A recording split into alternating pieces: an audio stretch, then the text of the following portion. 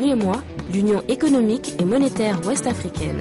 L'UEMOA, 8 pays, un destin commun, un espace économique harmonisé, ouvert et concurrentiel. L'UEMOA, votre guide au cœur de l'Afrique, des grands événements et des grandes mutations sur Africable.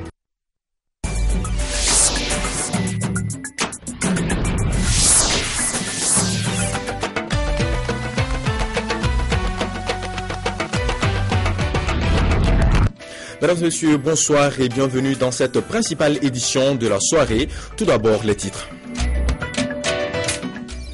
L'armée malienne sera à Kidal dans les plus brefs délais. Ce sont les propos du ministre malien de la communication, porte-parole du gouvernement.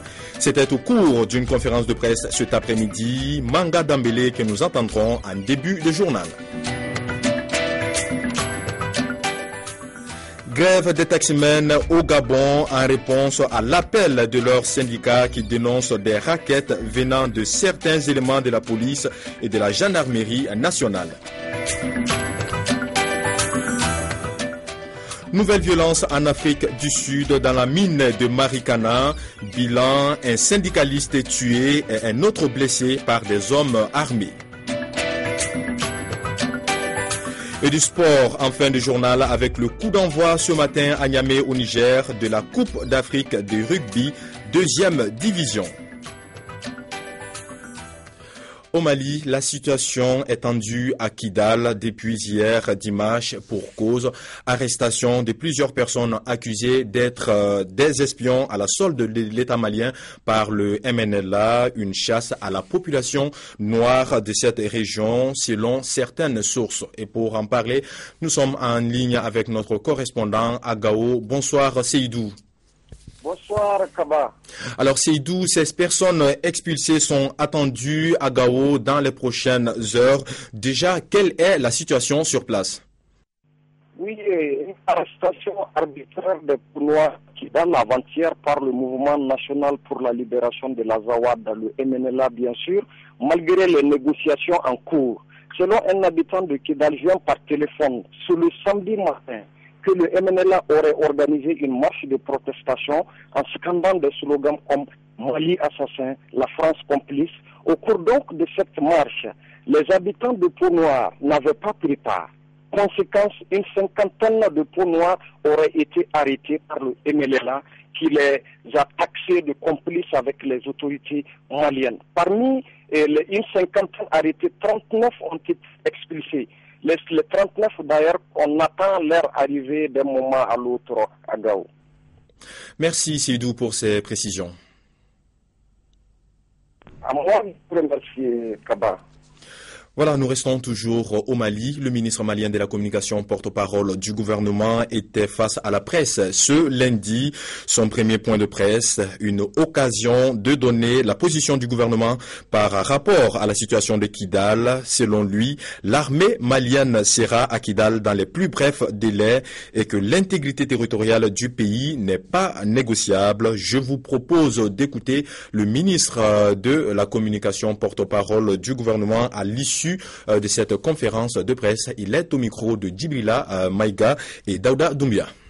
Les dispositions républicaines, notamment l'intégrité du territoire national, n'est pas négociable et que Kidal sera en même temps que les autres régions sous contrôle de l'armée malienne, quel que soit ce que cela va coûter. Nous prenons l'opinion nationale et internationale à témoin que ce qui se passe là n'est pas tolérable. Cela n'est pas tolérable. Nous avons programmé les élections présidentielles pour le 28 juillet sur l'ensemble du territoire. Nous ne disons même pas, y compris Kidal, parce que Kidal fait partie. Et Kidal sera sous contrôle de l'armée malienne parce que nous ne saurons organiser des élections dans une zone qui ne soit pas contrôlée par notre armée. Il n'est pas question. Donc Kidal sera sous contrôle de l'armée. Sur ce point, il n'y a pas d'autre alternative. Il n'y en a pas. La présence de l'armée à Kidal, je parle sous le contrôle du Premier ministre, la présence de l'armée malienne à Kidal avant les élections n'est pas négociable. Le respect de l'intégrité territoriale du Mali n'est pas négociable. Et cela est conforme avec tous nos textes républicains, cela est conforme à toutes les dispositions des résolutions des Nations Unies. Et ce communiqué du ministère français des Affaires étrangères qui vient de nous parvenir, la France condamne ces violences et ces arrestations extrajudiciaires et demande la libération des personnes concernées. Elle rappelle son attachement à ce qu'une solution négociée soit trouvée sur la situation à Kidal. La France réitère son soutien à la médiation conduite par Thieblé Dramé qui tend notamment à parvenir à un accord sur la tenue de l'élection présidentielle sur l'ensemble du territoire malien, y compris Kidal. Nous appelons toutes les parties à la retenue et au respect des droits de l'homme. Le gouverneur du district de Bamako a donné le ton ce matin à une formation destinée aux agents de distribution de la carte Nina.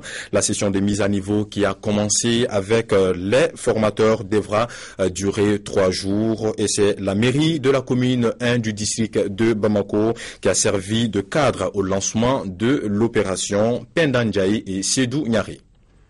Premier jour de formation de la distribution des cartes Nina à quelques semaines de la présidentielle, une première au Mali.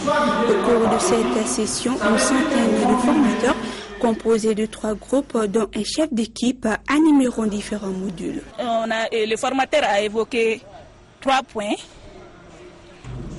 La composition de l'équipe, le fonctionnement de l'équipe et les particularités de l'équipe. Le gouverneur du district de Bamako, Georges Bobo, ces 3 jours de formation sont essentiellement axés sur les techniques qui seront mises en œuvre pour la distribution des cartes Nina.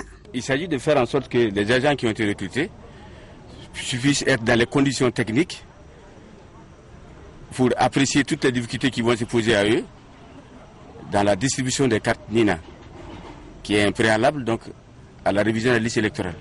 Évoquant les particularités de la carte Nina, la chef d'équipe rassure que tous les participants seront prêts pour la distribution des 10 documents électoraux.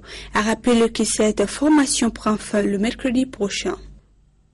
La capitale gabonaise est restée paralysée toute cette journée par une grève des taximens. Ils répondaient à l'appel de leur syndicat, le SILTEG, qui dénonce les rackets orchestrées par des éléments de la police et de la gendarmerie nationale sur le périmètre urbain et périurbain. Pour en parler justement, nous sommes avec notre correspondant en ligne depuis Libreville, Ismaël Obiang. Bonsoir. Bonsoir Mahmoud Diakité. Alors Ismaël, ça a dû être difficile de se déplacer ce matin à Libreville. Les déplacements étaient difficiles. Le syndicat libre des transporteurs gabonais a voulu à travers ce mouvement d'humeur donner un sérieux avertissement aux agents véreux identifiés parmi les éléments des forces de police nationales et de la gendarmerie.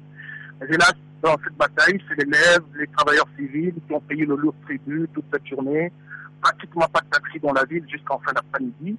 Les déplacements se faisaient, comme je vous le disais, à pied ou à travers les véhicules de particuliers. Les retards et les absences dans les administrations étaient remarquables.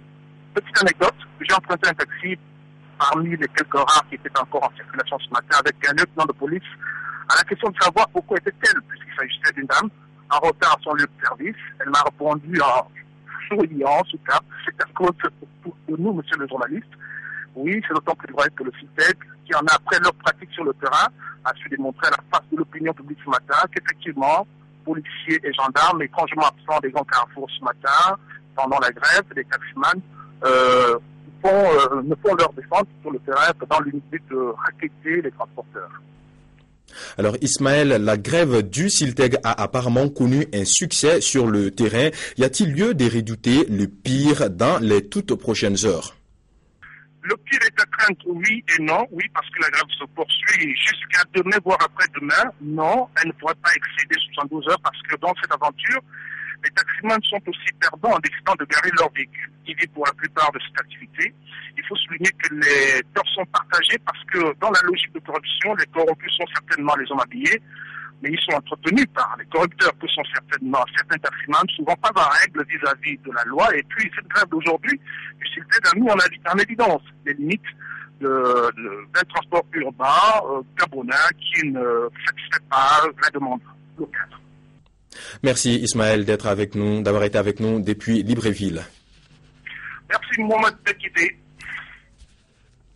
Voilà, nous continuons avec cette édition, toujours sur le même registre avec cette question. Comment échapper aux embouteillages? Une question qui se pose au Caire, dans la capitale égyptienne, réputée pour la densité de son trafic d'automobiles. Voici peut-être la solution des bateaux-taxis pour remonter le fil du Nil, façon pratique et écologique pour échapper aux bouchons. Si leurs opinions politiques peuvent être parfois divergentes, les habitants du Caire sont unanimes sur un point. Conduire dans la capitale est un cauchemar. Pare-choc contre pare-choc, le trafic est devenu insoutenable dans la ville la plus peuplée du monde arabe. Le métro sature parce qu'il est toujours bondé. Il y a encore plus de voitures dans les rues. Fuir les routes et favoriser l'eau pourrait être une alternative pour les automobilistes stressés. Ahmed Amin passait 4 heures par jour dans les transports pour rejoindre son travail avant de découvrir le taxi du Nil. Selon lui, ces navettes fluviales ont réduit de 30% son temps de transport quotidien et il est de bonne humeur. C'est calme, c'est apaisant quand je me rends au travail, je suis plus stressé ou anxieux et mes performances dans l'entreprise sont meilleures que lorsque je conduisais. Le nouveau service de transport fluvial fait la navette sur le Nil pour 30 livres égyptiennes le billet simple, l'équivalent de plus de 4 $. Une dépense qui n'est pas à la portée de toutes les bourses. Le service, il est hors de prix. Il faudrait que ça coûte moins cher, pas plus qu'un taxi classique. Le Nil est régulièrement utilisé pour la pêche, le tourisme, les sports nautiques et depuis des millénaires pour le transport de marchandises, mais pas pour le transport de personnes. Un service de navette fluviale géré par l'État est en place depuis les années 60, mais pour les passagers, les bateaux sont trop vieux et les trajets pas toujours fiables. D'où l'idée de cette nouvelle compagnie. On voulait que les gens changent d'opinion sur ce type de transport et qu'ils l'utilisent plutôt que la voiture, car toutes les rues sont saturées. D'ici juillet, la société prévoit de lancer une nouvelle flotte de bateaux sur mesure à faible émission polluante. Leur objectif est d'acquérir 30 bateaux en 2 ans qui transporteraient 15 000 passagers par jour. Le centre du Caire pourrait ainsi être déchargé de 3% de son trafic. Une goutte d'eau pour les embouteillages et la pollution dans une ville de plus de 18 millions d'habitants. Et de nouvelles violences dans une mine sud-africaine. Un syndicaliste a été tué, un autre blessé par des hommes armés aujourd'hui à Marikana. Cette mine avait été au cœur d'une longue grève meurtrière l'année dernière. L'action de l'entreprise propriétaire du site a perdu 6% à la bourse de Johannesburg après l'annonce de cette fusillade. Voyons à présent ce qui fait le reste de l'actualité en bref et en images, une compilation d'Aminata Mariko. Législative au Togo, c'est à partir de ce lundi 3 juin que les partis politiques ou regroupements politiques doivent commencer à déposer la liste de leurs candidats aux prochaines élections législatives à la CENI, la commission électorale. Dans les états-majors des partis, l'engouement n'est pas le même. L'Union européenne, le principal bailleur du Togo, a décidé de rester en dehors du processus électoral dans l'attente d'une approche plus consensuelle sur ces élections. Législative toujours cette fois-ci en Guinée-Conakry, officiellement la campagne électorale est lancée, officiellement l'opposition ne participe pas aux législatives. Le scrutin du 30 juin à Conakry s'annonce donc sous de mauvais auspices. L'opposition continue d'exiger un report du scrutin afin de permettre la tenue du dialogue politique et ne renonce pas à ses marches malgré le grand nombre de morts enregistrés ces dernières semaines. Vague d'arrestations à Djibouti. Depuis vendredi 31 mai, les autorités ont arrêté près d'une quarantaine de membres de l'opposition politique. Elles reprochent notamment à une partie de l'opposition d'avoir constitué une Assemblée nationale légitime en marge de l'Assemblée nationale suite aux élections contestées de février dernier.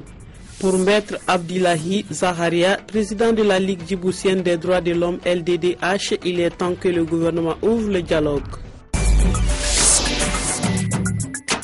USA, le procès de Bradley Manning s'ouvre ce lundi 3 juin. Le jeune homme de 25 ans est accusé d'avoir été la taupe du site Wikileaks auquel il aurait fourni des milliers de documents confidentiels, provoquant l'une des plus importantes fuites de l'histoire des États-Unis. Au Sénégal, la direction des droits, de la protection de l'enfance et des groupes vulnérables et le Fonds des Nations Unies pour l'enfance UNICEF ont tenu ce lundi à Dakar une session d'information sur le thème « Éliminer les pratiques sociales et culturelles néfastes affectant les enfants, notre responsabilité ». La manifestation s'est tenue en prélude à la journée de l'enfant africain célébrée le 16 juin. Le compte-rendu de notre bureau à Dakar. Le Sénégal, à l'instar de la communauté africaine, célèbre le 16 juin de chaque année la journée de l'enfant africain, en commémoration du massacre des enfants survenu en 1976 à Soweto.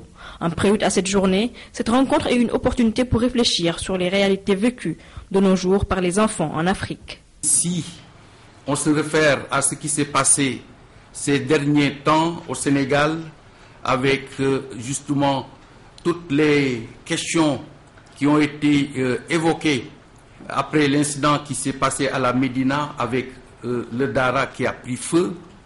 Je crois que donc aujourd'hui ça nous interpelle et ça nous met dans une situation où chacun doit réfléchir pour que l'enfant puisse rester l'élément fondamental à partir duquel se bâtit notre société, se bâtira notre société.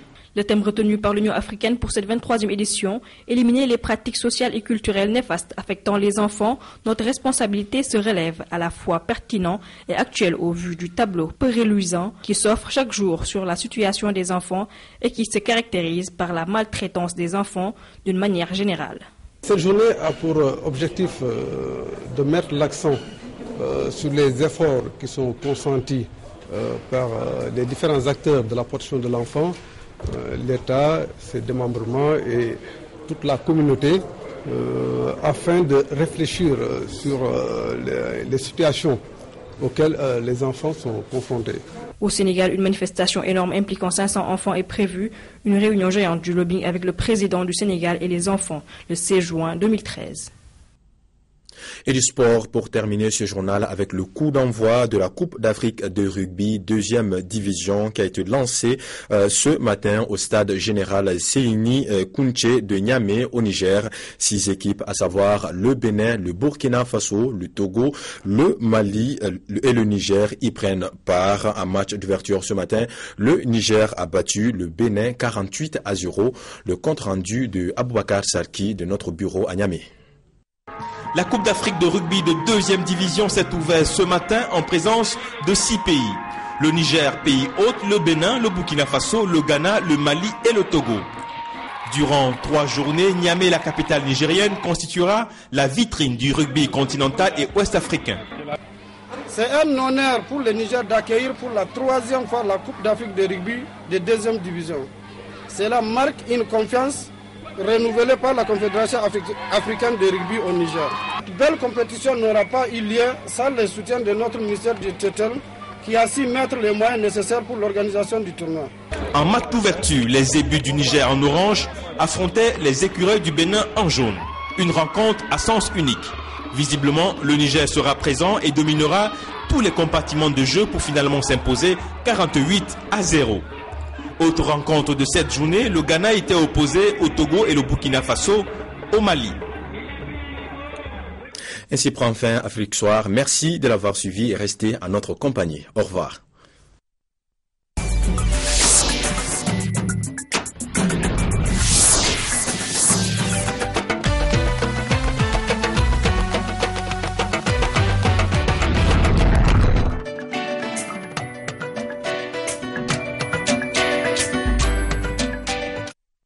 L'UEMOA, l'Union économique et monétaire ouest-africaine.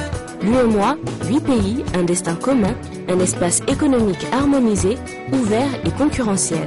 L'UEMOA, votre guide au cœur de l'Afrique, des grands événements et des grandes mutations sur Africa.